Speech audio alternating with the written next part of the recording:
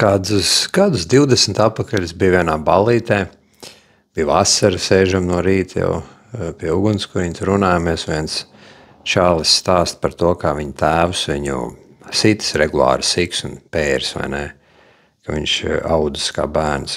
Un ziniet, ko viņš teica? Viņš teica, un apsūdies, kāds es tagad iznācis, vai ne? Tātad katrs tas pēriens man bija vajadzīgs. Un tad es laikam pat domāju, ka viņam ir taisnība. Ir īpaši vīriešiem, taču vajag tādu ritīgu militāru vai neaudzināšanu, lai iznāk kārtīgs vecis. Un pats kā ļoti tāds nepārliecināts jauns vīrietis tajā laikā, es centos atrast visādus veidus, kā sevi nocietināt un stiprināt, tur centos iet visādos cīņu pulciņos un domāju, ka tas fiziskais vai ne, tas stiprums ir, kas vajadzīgs, lai vecis būtu stiprs. Un tagad, 20 gadus vēlāk, kad es kļuvis par hipnokouču un dziednieku, es saprotu, kā tas viss strādā. Tas viss strādā pavisam savādāk. Kad tu kā bērns audz, un tu audz vidē, kur tevi, sliktākajā gadījumā regulāri sit vai arī seksuāli izmanto, jā, vai arī vienkārši, piemēram, nedod emocionāli to, kas tev ir vajadzīgs, tad tu attaisno to savu pārdarītāju, jo tev viņam ir emocionāli jābūt piesaistītam, jo tava izdzīvošana ir no viņa atkarīga. Tie tev vecāki vai kāds cits, vai ne, kas par tev rūpējas. Un arī skolu sistēmā, vai ne, kur mēs bijām, bet sevišķi padomu mūsu sistēmā, bija tik tāda strikta, bezmaz militāra arī audzināšana, vai ne? Un tu kā mazs cilvēciņš, tu biji vārdi tiešām nozīmē atkarīgs no tā skolotāja, vai ne? Un tavai psihē būtu bijis principā neizturami dzīvot vidē, kur tu zini, ka tev ir briesmīgi, ka tu nevari uzticēties tiem cilvēkiem, vai ne? Un tu jau kā mazs bērniņš tā nespēji pat domāt, jo tev ir tavā zemapziņā, tas izdzīvošanas instinkts tev saka, viņi tev dod izdzīvošanas iespēju, tāpēc tev iekšā šķiet, ka tev ir jādara viss, lai to izdzīvošanas iespēju palielinātu, vai ne? Tātad, ja tevi sit un dara pāri citos veidos, tad tu pieņem neapzināti, ka tā tam jābūt un tas ir normāli, tad tev ir jāizstrādā kaut kāds iekšējs mehānisms, kā to balansētu. Tad tu sāc noniecināt sevi, pieņem, ka tev kaut kas nav kārtībā, kad tā ir tava paša vaina, vai ne?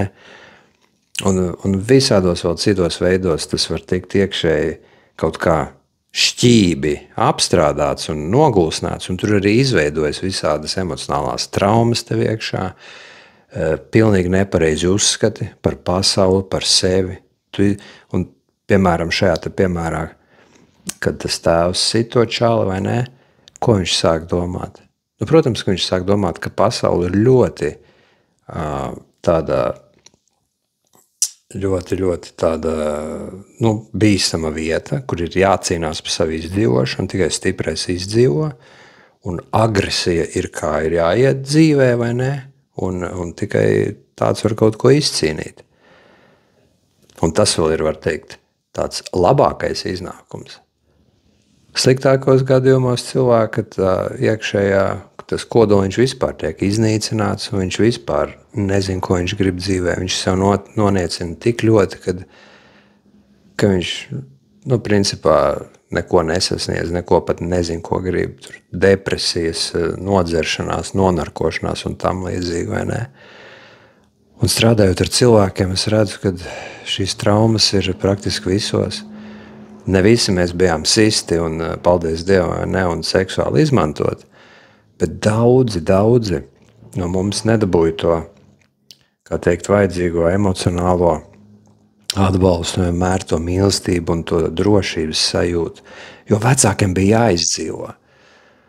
Un viņi savukārt, kad auga, vēl bija vēl trakāk laika. Tas ir paudzēs nodots, vai ne? Iedomājieties, vai ne, kad cilvēkam jāuztrauc vispār, lai būtu ko šovakar paēst, un lai ir jumts virs galvas, vai ne, un pienāk tev tur klāt bērns, vai ne, kaut ko prasa, kaut ko grib, bezmaz viņam nav līdz tam, labākajā gadījumā, pagaidi, man nav laiks, vai ne, un sliktākajā uzšauj pa pakausi, un pēc lietas man mierā, vai ne, kā tu nesaproti, ka man te ir pieaugušo lietas, par ko domāt, vai ne.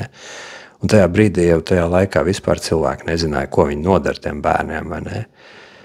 Viņi domāja, viņi droši vien par to neaizdomājās, bija vienkārši jādzīvo, vārdu sākot no sērijas, vai ne. Un tagad tie esam mēs, kas mūsu pieaugušajās dzīvēs izdzīvo visādas trauksmes un nespējas vispār nolemt, ko dzīvē gribam redzēt, ko gribam attiecībās neveicas vai nekliedzam paši uz saviem bērniem, un tas riņķis turpinās. Bet to var visu šo te trako riņķi var laust. Tas ir smags darbs, bet to var izdarīt. Un es esmu redzējis visādas kolosālas transformācijas cilvēkos, ar kuriem es esmu strādājis, un arī sevī. Es esmu pārmainies pa 180 kopš es ar šo te terapijas veidu nodarbojos. Tā kā nāc pie manis uz izaugsmesterapija.com, pieskaries uz brīvo konsultāciju, un es tev palīdzēšu saprast, kāpēc tieši tu jūties slikti šodien, kur ir tā sakne, un tad to arī varēsim izstrādāt. Paldies, ka skatījāties!